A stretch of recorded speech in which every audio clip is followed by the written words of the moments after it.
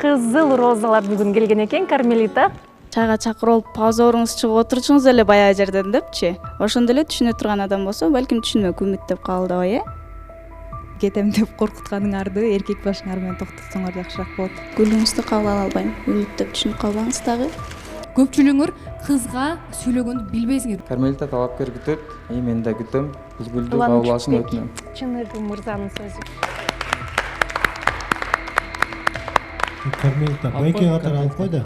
Самат 28 жашта. Оштон бери келди.